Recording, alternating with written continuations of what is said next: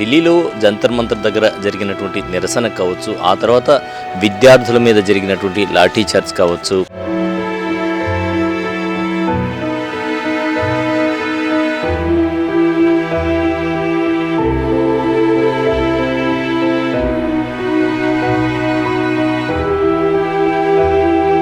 కొంతమంది మీడియా ప్రతినిధుల గురించి విద్యార్థులు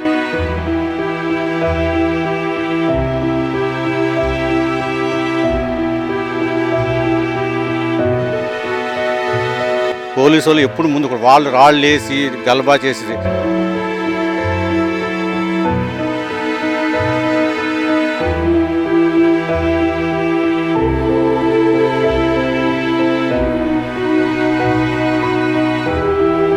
విద్యా వ్యవస్థ కానీ వైద్య రంగం కానీ రెండు bust పట్టిపోయింది.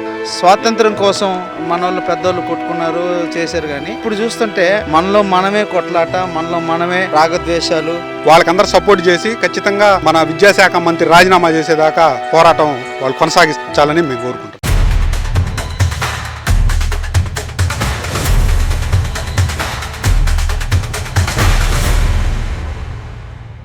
Welcome to sauce TV. నేను మీ ఆబిద్ హుసేన్. ఢిల్లీలో జంతర్ మంతర్ దగ్గర జరిగినటువంటి నిరసన కావచ్చు, ఆ తర్వాత విద్యార్థుల మీద జరిగినటువంటి లాఠీ చార్జ్ కావచ్చు, కొంతమంది మీడియా ప్రతినిధుల గురించి విద్యార్థులు మాట్లాడేటువంటి మాటలు కావచ్చు, వీటన్నిటి మీద ప్రస్తుతం అందరూ కూడా చర్చించుకునేటువంటి పరిస్థితి ఉంది.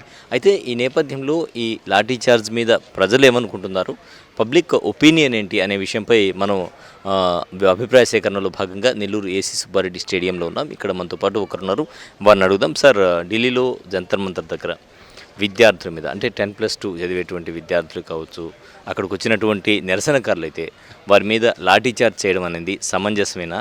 దీని మీద మీ వ్యక్తిగత అభిప్రాయం ఏంటి? లాఠీ చార్జ్ చేయడం సమంజసమేనండి. దాంట్లో వాళ్ళు అడిగిన కోరికలు ఏంది, 370 ఆర్టికల్ తీసేయమని చెప్పడము తర్వాత ఈ ఎడ్యుకేషన్ అంతా కూడా స్టేట్లకు ఇచ్చేయమని చెప్పడం. ఇప్పుడు తమిళనాడు మినిస్టర్ సీఎం అడిగాడు కదా, విద్యా విధానాలని మార్చేయమని చెప్పి. ఇంతకుముందు గవర్నమెంట్ విద్యా విధానాలు ఉన్నప్పుడు ఎట్లా ఉన్నాయి, వరస్ట్గా ఉన్నాయి. ఇప్పుడు ఏదో కొద్దిగా బాగుపడుతున్న దేశము, దాన్ని పట్టుకొని వీళ్ళంతా ఇచ్చేస్తున్నారు. కాబట్టి అది జరగాల్సింది. కానీ ముందుగా బీజేపీ గవర్నమెంట్ దించడానికి ఇచ్చేస్తున్నారు వీళ్ళంతా ప్లాన్. దీంట్లో అది డీప్ స్టేట్ అని ఉంది, దానికి రాహుల్ గాంధీ సపోర్ట్ చేస్తున్నాడు, మిగతా ఇంకా కొంతమంది సపోర్ట్ చేస్తున్నారు. ఈ మధ్య ఆ టీవీలో చూశాను నేను, 8 ఇయర్స్ అతను రాయి పట్టుకొని వచ్చి, అతను 10+2 చదివే అతను 8 ఇయర్స్ అతను రాయి పట్టుకొని వచ్చి నిలబడ్డాడు అక్కడ. అంటే అక్కడ ఇంకొక మాట కూడా చెప్తున్నారు, ఈ రాళ్లకు సంబంధించి 3 రోజుల నుంచి కట్టుదిట్టమైన భద్రత మధ్య అక్కడంతా కూడా పోలీస్ పహారా ఉండేటప్పుడు లారీ ఒకటి వచ్చి అక్కడ రాళ్లతో ఉండేటువంటి లారీ వచ్చింది. అలాగే కొంతమంది పోలీసులు కావాలనే కార్ల అద్దాలు పగలు కొట్టారని విజువల్స్ కూడా చూపిస్తూ ఉన్నారు. మరి ఏఐ విజువల్సా, జనరల్ విజువల్సా అనేది పక్కన పెడితే అటువంటి విజువల్స్ చూపిస్తూ ఉన్నారు. దీని మీద మీరు ఏమంటారు? విజువల్స్ చూపించేదానికి చాలా కారణాలు ఉంటాయండి. విజువల్స్ ఇప్పుడు మీరు నన్ను తీస్తున్నారు, నన్ను తీయకుండా వేరే వాళ్ళని తీసి వేరే పాయింట్ ఆఫ్ వ్యూలో మీరు నేను మాట్లాడకుండా వేరే వాళ్ళు మాట్లాడేది నేను మాట్లాడి చూపించకుండా వేరే వాళ్ళు మాట్లాడి చూపించచ్చు కదా. ఇప్పుడు వాళ్ళు కొట్టింటారు రాయి, పోలీసు వాళ్ళు ఎందుకు కొట్టారు అనేది చూడాలి. పోలీసు వాళ్ళు ఎప్పుడూ కొట్టరండి నాకు తెలిసి. పోలీసు వాళ్ళు ఎప్పుడు ముందు వాళ్ళు రాళ్ళు వేసి గలబా చేసి వచ్చి చేశారు. అయినా ఇంకొకటి, పార్లమెంట్లోకి అంతమంది సెక్యూరిటీ వాళ్ళంతా రావడం తప్పు. మొదట ముందు చట్టాన్ని గౌరవించాలి కదా. అలా కాకుండా వీళ్ళంతా వచ్చి చేస్తే దాన్ని తప్పుగా తీసుకొని అవసరం లేదండి.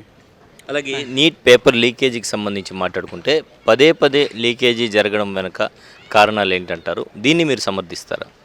లీకేజ్ అనేది నువ్వు కాన్ఫిడెన్స్గా పక్కన పెట్టుకొని నువ్వు చేయాలని చేసుకొని గవర్నమెంట్ని ఇచ్చేయడానికి మీరు వాళ్ళకి లక్షల డబ్బులు ఇచ్చి వాళ్ళని ఓపెన్గా ఇచ్చేసేది ఎప్పటి నుంచో జరుగుతుంది. బీహార్ స్టేట్లో ఎప్పటి నుంచో జరుగుతుంది, ఇప్పుడు కాదు. బీహార్లో 10 సంవత్సరాల కింద నుంచి, అంతకుముందు నుంచి రైల్వే పేపర్లు ఎప్పుడూ లీక్ అవుతూనే ఉన్నాయి. మీరు కావాలంటే ఇప్పుడు కూడా ఎంక్వైరీ చేసుకోవచ్చు. గత 10-15 సంవత్సరాల్లో రైల్వే డిపార్ట్మెంట్ బీహార్ అభ్యర్థులు తప్ప ఇంకా వేరే వాళ్ళు ఏమైనా ఉన్నారేమో గమనించండి, ఒకసారి ఎంక్వైరీ చేసుకోండి. ఇది పేపర్ లీకేజ్ అనేది వాంటెడ్లీగా చేసేదండి. డబ్బుల కోసం కొంతమంది చేస్తే కొంతమంది పొలిటికల్గా చేయడానికి జరుగుతూనే ఉంటుంది. అది ఇంటెలిజెన్స్ ఎంత జాగ్రత్త చేసినా కూడా ఎవరికో ఒకరి డబ్బులు ఆశ చూపించి చేస్తూనే ఉంటారు. దాన్ని తప్పుపట్టేదానికి లేదు. సో జరుగుతుంటే దీనికి పరిష్కారం ఏంటి? అల్టిమేట్గా విద్యార్థులు దీని మీద నష్టపోతున్నారు కాబట్టి ఏదో ఒక చోట పరిష్కారం ఉండాలి. అలాగే విద్యాశాఖ మంత్రి, కేంద్ర విద్యాశాఖ మంత్రిని రాజీనామా చేయమని చేసేటువంటి డిమాండ్ మీద మీరేమంటారు? ప్రతిదానికి రాజీనామా చేసి అసలు గవర్నమెంట్ ఇంకా నడవదండి. దానికి అది పేపర్ లీకేజ్ అయింది. దానికి రెమెడీస్ ఏదో కనుక్కోవాలా, లేదు పబ్లిక్ మీటింగ్ పెట్టి వాళ్ళకి దాన్ని ఎలా చేయాలనేది డిస్కషన్స్ పెట్టి, ఆఫీసర్స్ అన్నీ ఉంటారు, చాలామంది కమిటీస్ ఉంటాయి, వాళ్ళ కమిటీస్ కూర్చోబెట్టి ఎలా చేయాలి అనేది వాళ్ళు నిర్ణయించుకోవాలి. ఈసారి రాబోయే రోజులు పకడ్బందీగా చేస్తామని చెప్తున్నారు కదా, దానికోసంగా విద్యామంత్రిని రాజీనామా చేయాల్సినంత అవసరం లేదండి. ఏదో దానికి ఏంటంటే ఇంకా ప్రతిదానికి చేయాల్సి వస్తుంది. అయితే రాజకీయ పార్టీల్లో ఎక్కువ మంది వ్యాపారస్తులు, రౌడీలు, గూండాలు, నేరస్తులు వచ్చిన దానివల్ల ఇప్పుడు విద్యా వ్యవస్థ కానీ వైద్య రంగం కానీ రెండు బస్టు పట్టిపోయినాయి. అటు కేంద్రంలోనూ ఇటు రాష్ట్రాల్లోనూ అనేక రాష్ట్రాల్లో దేశంలో విద్య, ఆరోగ్య ఈ రెండు శాఖలు కానీ ఆ వ్యవస్థలు కానీ దారుణంగా దెబ్బతింటున్నాయి. ఇందులో భాగంగానే నీట్ పరీక్షకు సంబంధించిన ప్రశ్నాపత్రాల లీకేజ్. ఇప్పుడు మనం అందరికంటే గొప్పగా ఒక గొప్ప విద్యా వ్యవస్థ ఏదన్నా ఉంది అంటే వైద్య రంగాన్నే అనుకుంటాం. ఐఏఎస్ ఏదో యూపీపీఎస్ ఎగ్జామ్స్ తర్వాత డాక్టర్ సీట్ రావాలంటే దాదాపుగా 24 గంటల్లో ఒకరోజు దాదాపుగా 20 గంటలు లేకపోతే 18 గంటలు 16 గంటలు అహర్నిశలు కష్టపడి ఆ నీట్ పరీక్ష రాస్తే వాళ్ళు మంచి ర్యాంకులు సాధిస్తే కొంతమంది స్వార్థపరులు, దుర్మార్గులు వాళ్ళ వల్ల ఆ పరీక్షలు రద్దయితే అహర్నిశం కష్టపడినటువంటి ఆ పిల్లల భవిష్యత్తు ఏం కావాలి? వాళ్ళకి వేలు లక్షలు ఫీజులు ఖర్చు పెట్టి స్తోమత లేకపోయినా అప్పులు చేసి ఆస్తులు అమ్మేసి ఫీజులు కట్టిన పేరెంట్స్ పరిస్థితి ఏం కావాలి? ఇప్పుడు కాక్రోచ్ పార్టీ కావచ్చు, లేకపోతే ఇతర విద్యార్థి సంఘాలు కావచ్చు, తర్వాత ఇతర రాజకీయ పార్టీలు, ప్రతిపక్షాలు కావచ్చు, ఏం చెప్తున్నాయి? అయ్యా ఈ నీట్ పరీక్ష లీక్ అయింది, విద్యార్థుల భవిష్యత్తు చాలా ప్రశ్నార్థకమైంది, అందుకని దీనికి బాధ్యులైన వంటి వాళ్ళని మీరు ఆ మంత్రి పదవి నుంచి తొలగించండి అని డిమాండ్ చేస్తున్నాయి. అది పెద్ద సమస్య కాదు. కేంద్ర ప్రభుత్వం తలుచుకున్నా, మోడీ తలుచుకుంటే దీనికి మీరు ప్రాథమికంగా బాధ్యత వహించాలి. అందుకనే మీరు రాజీనామా చేసి పక్కనుండండి. పూర్తి విచారణ చేసిన తర్వాత ఒకవేళ మీ తప్పు లేకపోతే మళ్ళీ మీరు మంత్రిగా కొనసాగవచ్చు, లేకుంటే మీ ఈ తప్పుకి మీరే బాధ్యులైతే మిమ్మల్ని పక్కన పెడతామని సింపుల్గా ఈ సమస్యను పరిష్కారం చేయొచ్చు.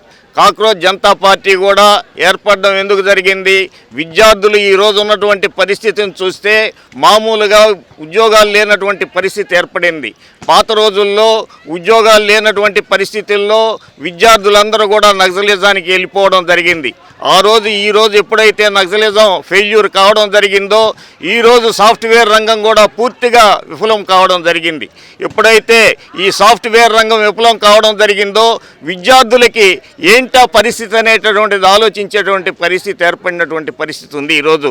అదేవిధంగా ఈరోజు ఉన్నటువంటి పరిస్థితుల్లో నీట్ పేపర్ లీక్ అయినటువంటి పరిస్థితుల్లో ఇది ఏంటి, ఆ యొక్క మంత్రిని వెంటనే రాజీనామా చేయించండి అని చెప్పి ప్రభుత్వాన్ని కోరినప్పటికి కూడా ప్రభుత్వం స్పందించినటువంటి పరిస్థితి లేదు. ఈరోజు వెంటనే చెప్పాల్సినటువంటి పరిస్థితి ఏంటంటే ఈ యొక్క ప్రధానమంత్రిగా ఉన్నటువంటి మోడీ కూడా ఆయన్ని వెంటనే రాజీనామా చేయించాల్సినటువంటి పరిస్థితి ఉన్నప్పటికీ కూడా ఇప్పటికి కూడా ఆ మంత్రి మీద ఎలాంటి చర్య తీసుకోలేదు.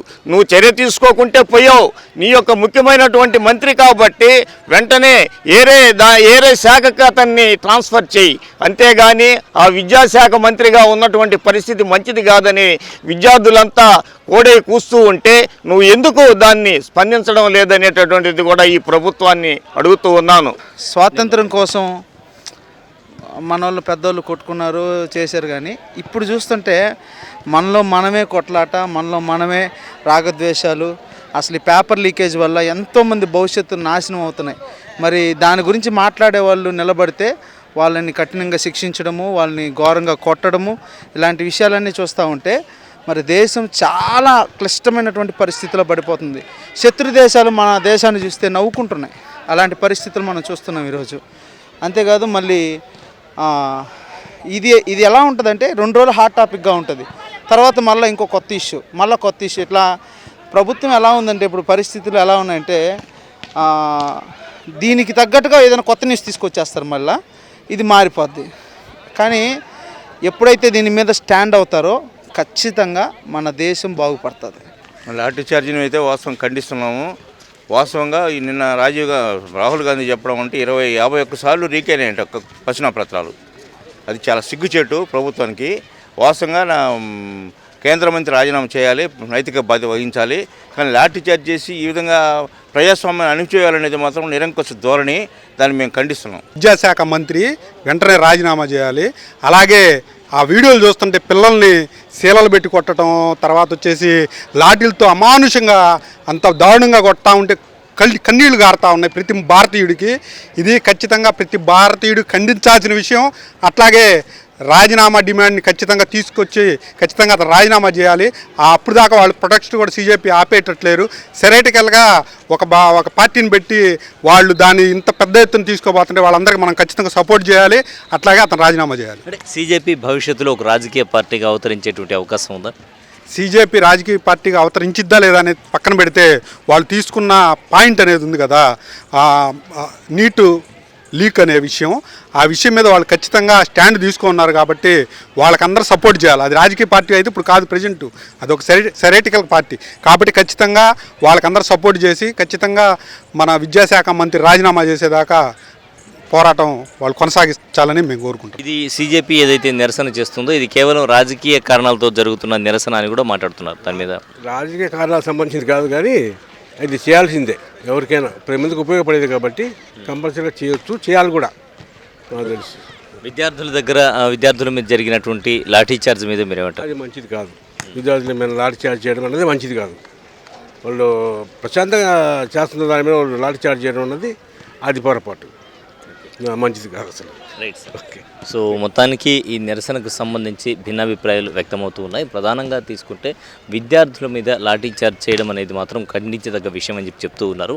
అలాగే తీసుకుంటే ఏదైతే కేంద్ర మంత్రి రాజీనామా చేయాలి అనేటువంటి డిమాండ్ ఏదైతే ఉందో డిమాండ్ మీద మాత్రం భిన్నాభిప్రాయాలు వ్యక్తమైనటువంటి పరిస్థితి. అయినా కూడా లీకేజీ వ్యవహారం అనేది సరైనది కాదు, దీనికి సంబంధించి గట్టి చర్యలు చేపట్టాల్సినటువంటి అవసరం ఉంది అని చెప్తూనే విద్యార్థులకు సంబంధించి విద్యార్థులకు నిరసన చేసేటువంటి హక్కు ఉంటుంది, ఇది రాజకీయ కారణాలతో జరగలేదని తెలియజేస్తున్నారు. కెమెరామెన్ మహేష్ తో హుసేన్, సాస్ టీవీ, నెల్లూరు. ఈ రోజుల్లో ఏ వస్తువు కొనాలన్నా వేలల్లో పెట్టాల్సిందే, జేబు ఖాళీ అవ్వాల్సిందే. కానీ సరికొత్త హీరో డెస్టినీ సొంతం చేసుకోవడం మాత్రం ఇప్పుడు చాలా సులభం. అవును, జేబులో ఒక్క రూపాయి కూడా లేకపోయినా పర్లేదు, 0 డౌన్ పేమెంట్ తో మీకు నచ్చిన బండిని ఇప్పుడే ఇంటికి తీసుకెళ్ళండి. ఇంతటితో అయిపోలేదు, దీనికి తోడు 5 సంవత్సరాల ఇన్సూరెన్స్ కూడా పూర్తిగా ఉచితం. మరి ఇంకెందుకు ఆలస్యం? రూపాయి ఖర్చు లేకుండా మీ డ్రీమ్ బైక్ ని ఇప్పుడే డ్రైవ్ చేయండి. వెంటనే సరయూ హీరో షోరూమ్ ని సందర్శించండి. Sarayu hero showroom, mini bypass road, Nellore.